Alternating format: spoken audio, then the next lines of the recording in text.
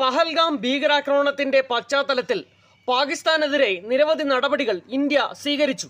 അതിൽ ശ്രദ്ധേയമായ ഒന്നായിരുന്നു FATFന്റെ ഗ്രേ ലിസ്റ്റിലേക്ക് പാകിസ്ഥാനെ കൊണ്ടുവരുവാൻ ഇന്ത്യയുടെ ശ്രമം. എന്താണ് ഈ FATF? നമുക്ക് പരിശോധിക്കാം. സ്വാഗതം സോഷ്യൽ സയൻസ് പാഠശാലയിലേക്ക്. ഫിനാൻഷ്യൽ ആക്ഷൻ ടാസ്ക് ഫോഴ്സ് എന്നതിൻ്റെ ചുരുക്കപ്പേരാണ് FATF. രാജ്യങ്ങൾക്കിടയിൽ നടക്കുന്ന സാമ്പത്തിക ഇടപാടുകൾ ഭീകര പ്രവർത്തനം പോലുള്ള നിയമവിരുദ്ധ പ്രവർത്തനങ്ങൾക്ക് ഉപയോഗിക്കുന്നില്ല എന്ന് മോണിറ്റർ ചെയ്യുവാനുള്ള അന്താരാഷ്ട്ര സംഘടനയാണ് ഇത്. G7 രാജ്യങ്ങൾ ചേർന്ന് 1989 ഈ സംഘടന രൂപീകരിക്കുന്നത്. ഫ്രാൻസിലെ പാരീസാണ് സംഘടനയുടെ ആസ്ഥാനം. ഈ സംഘടനയിൽ 39 അംഗരാജ്യങ്ങളുണ്ട്.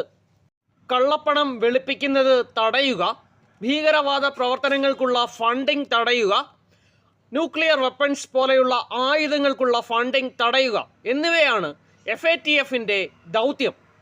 FATFുമായി ബന്ധപ്പെട്ട് 2 ലിസ്റ്റുകൾ നമ്മൾ ഓർക്കണം. അതിൽ ആദ്യത്തേത് ഗ്രേ ലിസ്റ്റാണ്, രണ്ടാമത്തേത് ബ്ലാക്ക് ലിസ്റ്റ്. കൂടുതൽ ശ്രദ്ധ ആവശ്യമുള്ള രാജ്യങ്ങളെയാണ് ഗ്രേ ലിസ്റ്റിൽ ഉൾപ്പെടുത്തിയിരിക്കുന്നത്.